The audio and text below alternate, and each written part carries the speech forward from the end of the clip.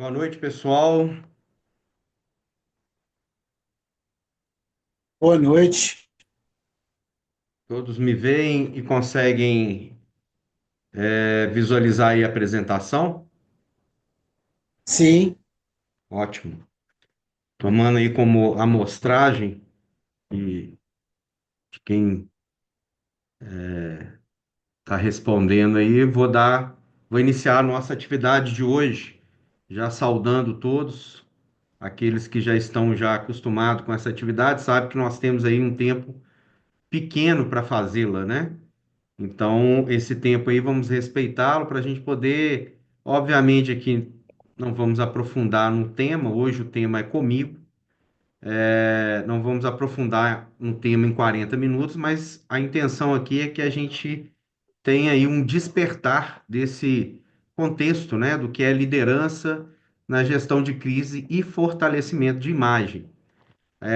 A princípio, eu vou passar aí alguns avisos para que a gente possa ter um mínimo aí de definição do que nós vamos desenvolver ao longo da nossa atividade. E esses avisos são, como a gente tem um tempo reduzido, as perguntas vão ficar para o final, né? Caso a gente tenha tempo para isso. Os participantes, todos eles, poderão fazer perguntas pelo grupo, caso não tenhamos aí o tempo para fazê-las aqui ou de forma privada, né? Pelo grupo ou de forma privada, no WhatsApp após o workshop. Certificado será enviado a partir do dia 25 de abril, amanhã, por e-mail. Aqueles que tiverem aí dificuldade para acessar o e-mail e quiser que a gente mande, né, via WhatsApp, é só informar lá que a gente manda em privado, tá? O PDF. Para ter acesso, é necessário estar no grupo, pelo link que a gente enviou por e-mail, no Simpla. É, E quem não se inscreveu pelo Simpla deverá informar nome para certificação pelo grupo de WhatsApp. O link para o acesso no grupo estará no chat do evento. Chat esse que inicia, talvez eu não consiga ver alguma manifestação aí, porque eu estou só com a tela aberta aqui do que a gente vai falar um pouquinho hoje. E não terei talvez aí a habilidade de ver pelo site, pelo chat. Então, por isso, desde já peço desculpas, mas adianto que eu não deixarei de dar resposta para aqueles que nos procurarem aí pós-evento. Então, boa noite a todos. Esse evento está sendo gravado.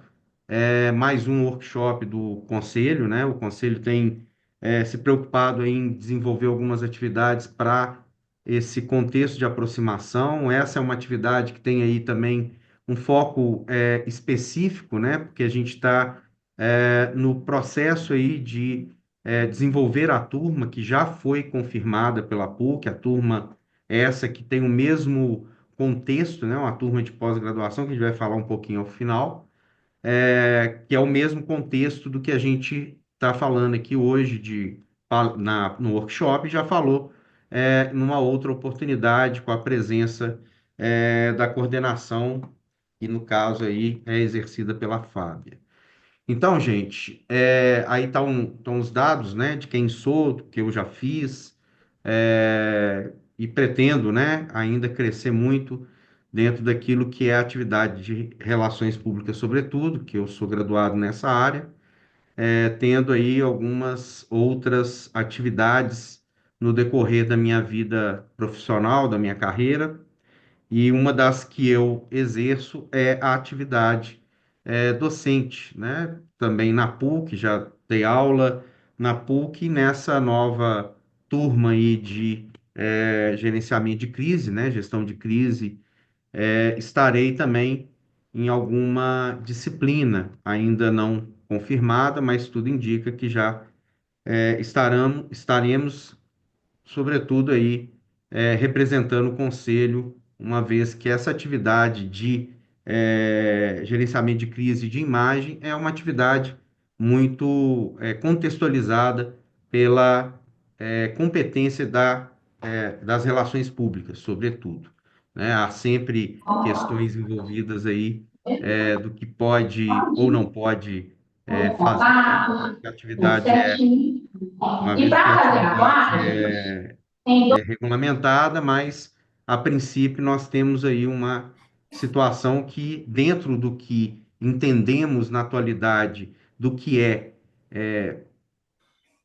defender a imagem, ou até construir a imagem de uma organização, nós temos aí várias disciplinas envolvidas, e essas disciplinas têm que ser colocadas dentro de um arcabouço e compreendidas, né?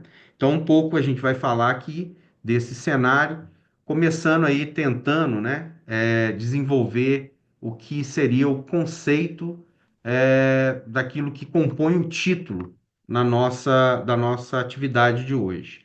E o primeiro que eu tento trazer aqui é o conceito de crise.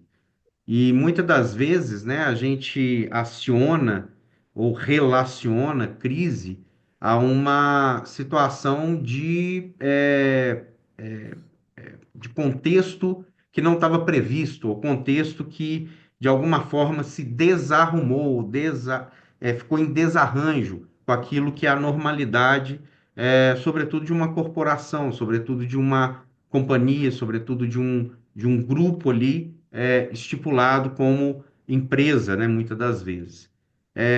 Eu tenho as minhas questões muito definidas que crise, de fato, ela está no cenário ainda que ele não se desarrume, né? Uma crise, ela é algo inerente ao fazer corporativo, né? Ainda que você esteja numa situação consolidada, ainda que você esteja uma condição extremamente tranquila daquilo que é o cenário de negócios em que você está, né? E que você pratique boas situações ali, bons processos, sejam eles éticos, tenham uma reputação ilibada, a não compreensão daquilo que é o contexto, né, social do que você faz, muitas das vezes porque você não explicou corretamente ou não comunicou corretamente,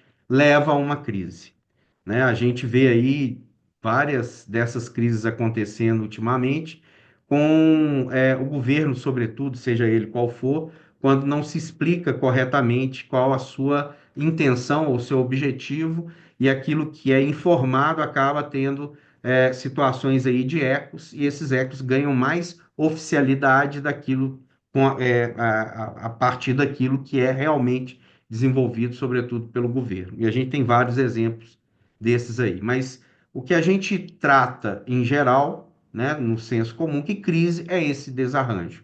É uma ameaça à integridade, reputação ou operação de uma organização.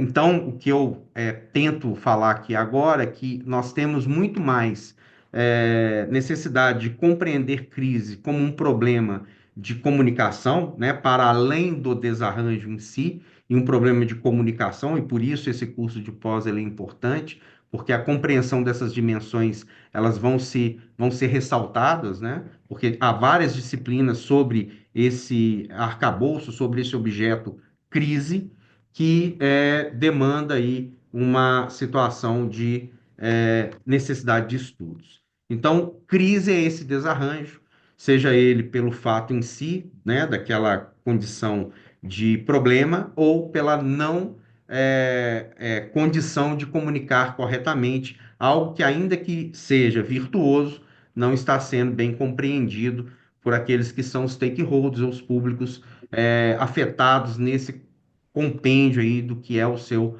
negócio. Pode ser causada por fatores internos ou externos e exige resposta rápida. O que eu quero ressaltar aqui é que essa resposta rápida não quer dizer que vai consolidar uma solução rápida. A resposta a uma crise não é efetivamente solução a essa crise, né? Não é efetivamente uma solução rápida a essa crise, né? Muitas das vezes a crise, quando instalada, a solução dela em parte aí, depende de todo uma contextualização de tempo, né? Porque os processos para que se volte à normalidade ou pelo menos a um novo normal, ele requer várias outras definições de decisões, né? Nós vimos aí recentemente aquilo que foi a pandemia e tudo aquilo que aconteceu na pandemia ecoa até hoje, né? Pelo menos nós temos aí duas guerras que, se não estão diretamente ligadas à pandemia, né? Porque criou um desarranjo mundial, né? Em todos os aspectos, né? Desde a contextualização política até situações de produção mundial. Então, muito desse mercado que se desarrumou também, desarrumou várias parcerias, vários contextos econômicos, e hoje a gente tem pelo menos duas grandes guerras aí que podem se consolidar numa guerra ainda maior, como a gente está vendo aí as notícias. Mas em 2020, uma pandemia se instalou e a gente tem, 5 anos depois, ecos dela ainda acontecendo e possivelmente por mais tempo ainda nós teremos esses efeitos sendo vistos. E também, né, por falta de respostas rápidas no contexto anterior, a gente tem esse cenário estabelecido aí que pode se prorrogar por mais tempo, com outras nuances, né? Que muitas das vezes se tornam indiretas, mas quando a gente está atento, e isso é uma necessidade imediata de fazermos esses estudos, essas reflexões sempre, nós como comunicadores, como relações públicas, como aqueles que lidam, né, com imagem, lidam com construção de reputação e essa projeção de reputação sendo consolidada em imagem pelo outro que nos vê, né, que está nos observando constantemente. E aí essa resposta rápida, ela tem que estar consolidada num campo ético e, sobretudo, ter uma estratégia para que isso seja desenvolvido em solução. Uma resposta sem estratégia, sem uma compreensão ética do fato, né, de como ele está inserido numa sociedade, é começar ali dando tiro no pé e achar que simplesmente responder vai dar algum tipo de segurança para que a empresa não seja devassada ou devastada, né? Bom, o conceito, então, de uma crise nos ajuda a revelar também aquilo que é liderança, aquilo que muitas das vezes, né, em um contexto de crise, a gente tem o nascimento de uma liderança. Às vezes, essa liderança é compreendida apenas naquele contexto de problema, naquele contexto de crise. É muito comum a gente ter lideranças muito específicas, casuais, pontuais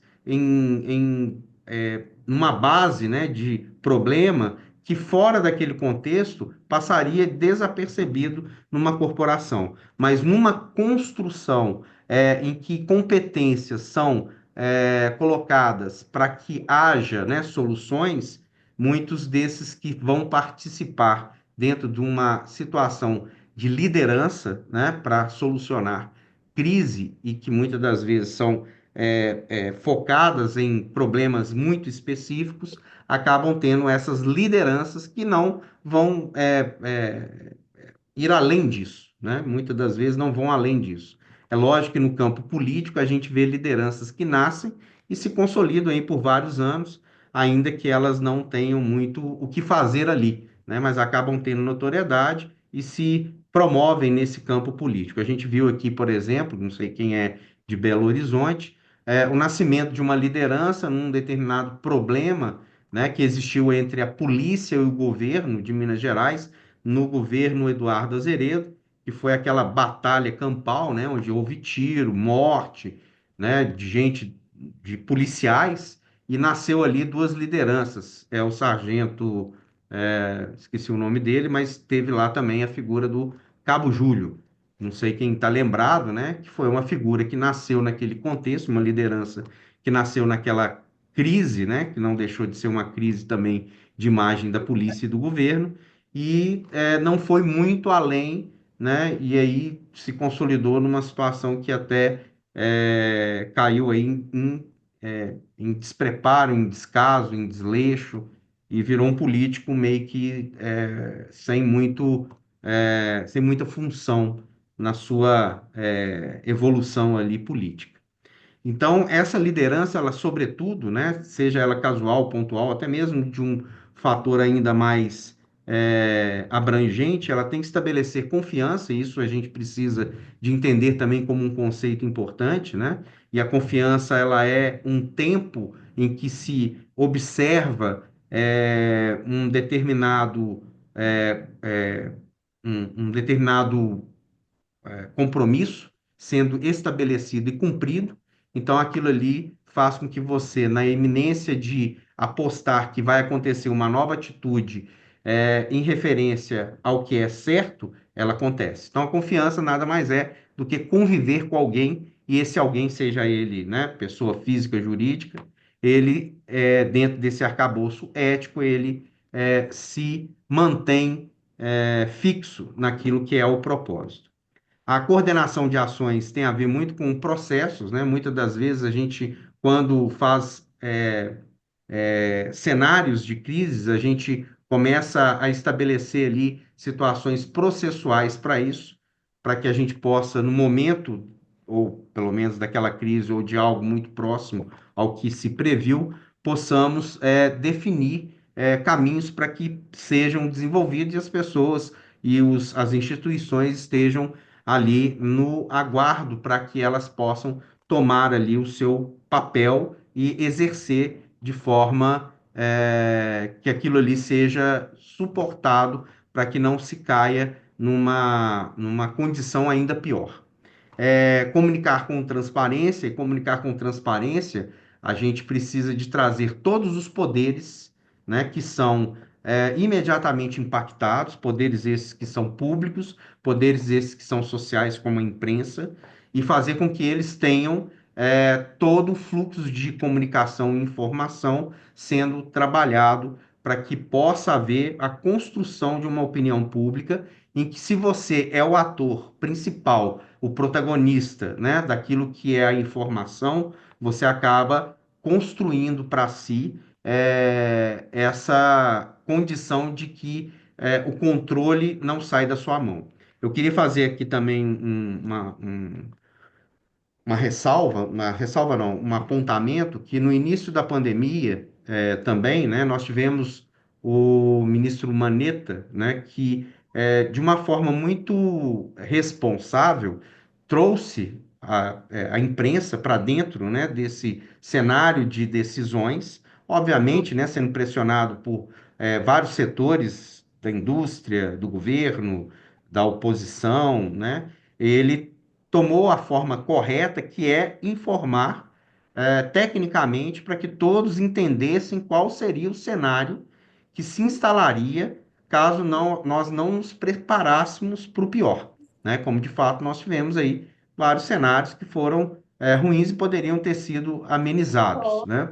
Então, essa comunicação com transparência no início da crise da pandemia, ela foi colocada ali, não sei quem se lembra, todo dia havia uma coletiva de imprensa onde o ministro e técnicos mostravam a evolução, né, do que seria a pandemia e mostrava qual seria, né? Muitas vezes falava de onda e aquilo ali era tratado com certa responsabilidade, onde outros técnicos também se pronunciavam. Também abro espaço aqui para poder, quem não está lembrado, quem conviveu, quem viveu isso, foi no caso do acidente da TAM, quando o avião iniciou, né, a sua decolagem, ele caiu logo em seguida e no contexto da crise ali, que leva, né, a várias situações de solicitação de informação, se instalou ali um comitê, a própria TAM criou isso, porque ela já tinha esse cenário de estratégia, né, ela tinha em contrato uma empresa que assumiria todas essas questões e que de fato fez algo muito bem também acompanhado, muito bem consolidado. Na época foi muito elogiado, né, apesar da tragédia, que a comunicação fluiu e funcionou muito bem, apesar de todo aquele cenário ali de praça de guerra, um avião caiu no meio do bairro, né? Todos morreram do avião, enfim. E inspirar a equipe a manter o foco na solução. Talvez dessas quatro coisas que eu estou trazendo para vocês aqui, a mais difícil é essa inspiração, porque ela depende de um fator que muitas das vezes aquele que é colocado para liderar não tem como competência, que seria carisma. E carisma é algo que a gente em outro momento fala mais, mas depende muito do que é a Oi. sua Oi, contextualização oi, fala, amiga. é, é, Tá doendo. de algo que seria para além do Tá processo, doendo. né? Então a gente precisa entender que a inspiração de uma equipe, né, inspirar pessoas, parte ali desse arcabouço ético, arcabouço responsável, arcabouço de trabalho que não começa na crise, mas muito antes dela. Então, liderança é talvez uma das coisas mais difíceis quando você vai desenvolver dentro de uma instituição estratégias e grupos, né, para que alcance resultados a partir de estratégias que dependam de pessoas efetivamente motivadas. Em uma das atividades que eu fiz discente, né, estudando, era dado a nós vários textos para que a gente pudesse ler, né, sobretudo na área de liderança. Esse era o foco da disciplina. E vários textos em alemão, vários textos em japonês, enfim. E no final das contas, né, várias escolas de administração nesse sentido chegavam à conclusão quase que absoluta que não havia conclusão, né? Liderança é algo que, por mais que você desenvolva em determinados cenários, pode não servir para nada em outros. Então é importante você ter em sua equipe diversas disciplinas, diversos personagens e perfis para que, eventualmente, em alguma situação, ao surgir um problema que a detecção dele não estava sendo prevista, você possa lançar mão de situações que, dentro dessa liderança, esse papel seja consolidado por alguém em especial, né, tendo ali a condição técnica e também a condição de carisma para isso. Pois bem, é, e a gestão, no caso aí também conceitual, a gente tem como relatar pelo menos aí a prevenção, essa resposta rápida, né, que é um posicionamento, sobretudo, comunicação estratégica, né, a quem você comunica que pode transacionar essa informação em que ela não vire um telefone sem fio, né, quem já brincou é, dessa brincadeira de infância, sabe o que eu estou dizendo? Que você começa a dizer alguma coisa e um determinado ruído vai alterando até que lá na frente, na ponta, né, quando o último revela o que ele entendeu, é completamente, muitas das vezes, é completamente diferente do que foi dito de início. Então, essa comunicação estratégia, ela tem que ter cuidado, ela tem que ter uma construção em que nada poderá se perder, ou o mínimo, né, deverá ser perdido ao longo dela, não deixando de lado de que haverá, né, sempre ruídos que poderão ser superiores e suplementar a própria essência da informação, ou a própria intenção, e até mudá-la de tal forma que ela se reverta numa condição completamente diferente e contrária àquilo que a gente desejava. Recuperação e fortalecimento da imagem. Olha só, gente, imagem não é aquilo que eu mostro, né? Imagem é aquilo que me vem. Então, essa condição do que me vem tem que sempre ser perguntado, né?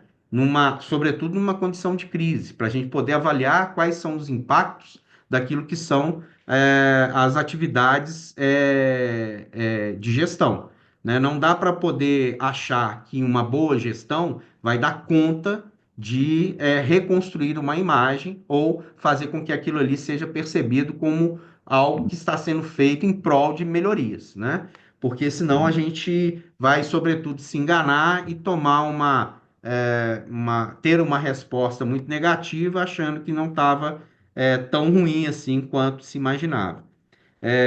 Então, essas análises, né, elas devem ser feitas de tempos em tempos, para que aquilo ali possa ser estruturado como caminhos e subterfúgios, caso sejam necessários, para poder formatar novos processos, né? Ou até processos que realmente deem certo, uma vez que a gente consiga ver que determinados processos não estão dando certo. Porque o que a gente tem num cenário de crise é a percepção e a construção de uma opinião pública sobre aquilo que está sendo feito com relação à crise. Ninguém, em nenhum setor social, né, é idiota, né? Eu vou usar uma palavra aqui talvez forte, de achar que crises não acontecem, né? Ninguém é idiota de achar que nenhum governo tem, que não teria corrupção. Todos têm, né? Até porque nós temos aí uma estrutura governamental, né? Judiciário, legislativo, executivo, que tem ali pessoas que, né, de todo tipo, de toda a condição. Por mais que o sistema seja, e ele pode vir a ser muito competente no contexto de controle, a ponta final é aquele que exerce o que é errado, né? Então, esse cara, se quiser fazer errado, ele vai fazer. Vimos aqui, né, ontem mesmo, um escândalo acontecendo aí com esse governo atual, que é uma tristeza, né? É uma tristeza, é uma crise, né? Uma crise aí que está sendo instalada e que, se não tiver como ser gerida corretamente, o governo não emplaca 2026, né? Esse governo que está aí, porque nós temos aí um escândalo monumental. A imagem deve ser preservada com ações concretas e discurso coerente. Não podemos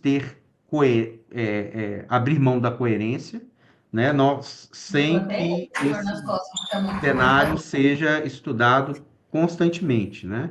Então, coerência e coesão andam juntos, estão completamente ligados, né? Aquilo que a gente tem que ter coerência é do que nós falamos e fazemos. E a coesão é aquilo que está relacionado com aquilo, com essas situações imediatas de estarmos todos, né, no contexto da crise, entendidos sobre o fato e todos os impactos e todos os desdobramentos desse fato.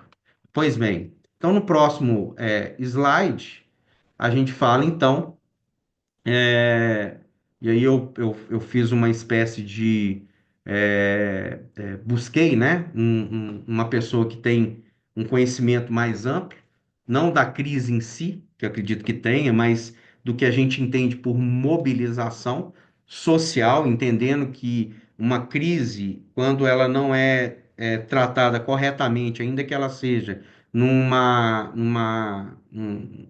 circunferência privada, né? Ela pode tomar proporções sociais e pode acarretar aí situações muito piores do que, né, a gente poderia imaginar. Então, a gente precisa de ter um cenário que compreenda que uma pequena crise pode se tornar uma grande crise social, uma pequena crise corporativa pode se tornar uma grande crise social. Não pequeno, é óbvio, né? Mas a questão aí das lojas americanas, quem acompanhou também viu que uma empresa privada, né, que tem o seu capital lá dentro dos seus interesses lucrativos, né, ela estabeleceu uma condição contábil que poderia simplesmente estar relacionada à sua situação empresarial, mas ela acabou tomando proporções que vão para além do seu ecossistema de negócios, né?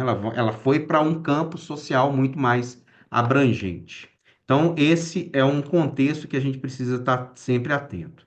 Então, enquanto mobilização social e fazendo ali um adendo, a gente tem aí a escuta ativa dos públicos envolvidos, ações participativas e comunicacionais, construção de alianças e lideranças locais, porque muito dessas lideranças estão contextualizadas com o problema e muitas dessas lideranças sabem ligar pontos, né? E esses pontos podem nos ajudar muito a desenvolver processos e a fazer com que isso se torne mais fácil, né? Entre aspas, de ser desenvolvido como solução. Transparência como eixo central da mobilização, lembrando aí que transparência é trazer todos os poderes para dentro desse cenário de debate e conversação, né? Até mais do que debate, conversação e comunicação orientada à transformação e ao diálogo, que é o contexto aí de conversação que eu adiantei.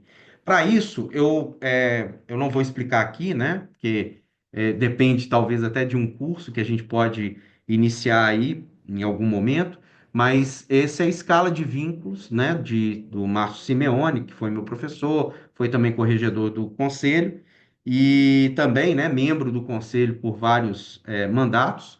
E ele estabelece que dentro de uma escala de vínculo a gente tem os beneficiários, a gente tem os legitimadores e a gente tem os geradores, né? E temos que mapear quem são esses, entendendo que a cada um desses grupos a gente tem uma adequação, né, de espaço, né, que é a localização, informação, que é esse contexto do que está sendo desenvolvido em conteúdo, o julgamento, que é esse olhar mais crítico, né, sobre o fato, a ação em si, que no caso do legitimador é aquele que atualiza no sentido positivo ou negativo. A coesão, né, que é um contexto do gerador, ela precisa de estar com os seus copartícipes, né, muito bem envolvidos nesse cenário. A continuidade, que é, por mais que às vezes um determinado ponto ele se infle, né, ele venha a se inflar, em outro ele venha a decair, né, em participação, a gente tenha sempre lideranças dando continuidade a isso. A corresponsabilidade, que é fazer com que cada um que esteja dentro desse cenário de geradores saiba o que está fazendo e o que o outro faz num outro momento, em outro lugar, né? Território, espaço, ou até mesmo do interesse.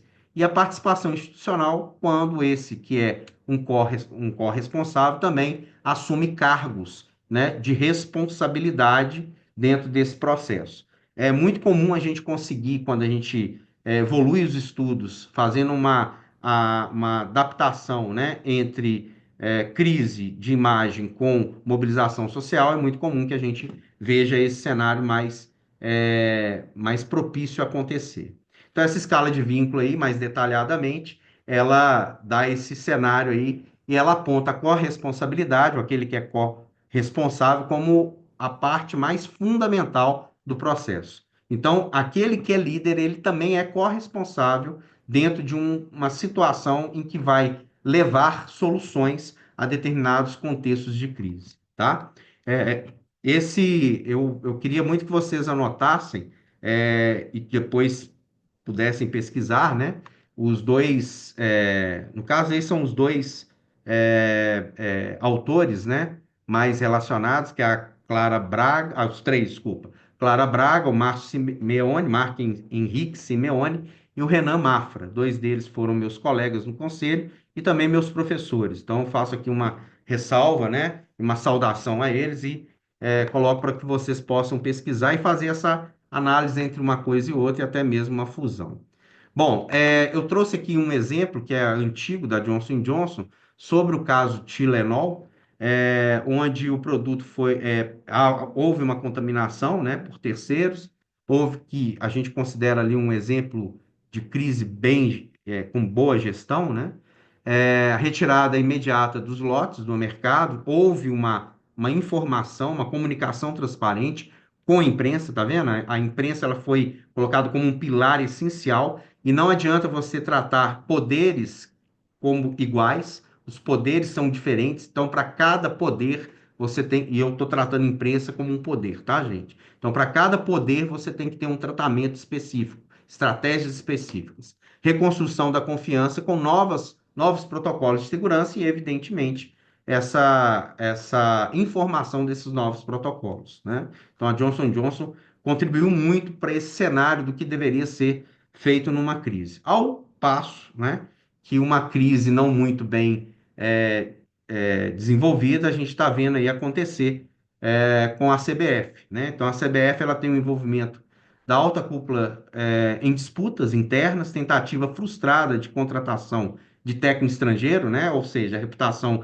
da CBF é ruim, então ninguém quer se aliar à CBF, e os que vêm nem sempre são os técnicos que nós queremos e técnicos dos sonhos, né? E isso é um patrimônio, né, gente? Todo mundo aqui concorda que o futebol é um patrimônio brasileiro nesse sentido. Erro de gestão da crise, falta de clareza, ausência de liderança, desconsideração da opinião de jogadores, clubes, torcedores, consequentemente, da opinião pública, reputação institucional comprometida e a consequência, a imagem profundamente abalada, queda na credibilidade, a gente está vendo aí possível não é, classificação para a Copa, né? O que para mim, particularmente falando, não seria grande problema. Mas como patrimônio, como um cenário aí de negócios, a gente vê como um problema. E isso é importante. A crise ela gera oportunidades, mas se não bem elaborada, ela pode gerar um prejuízo enorme.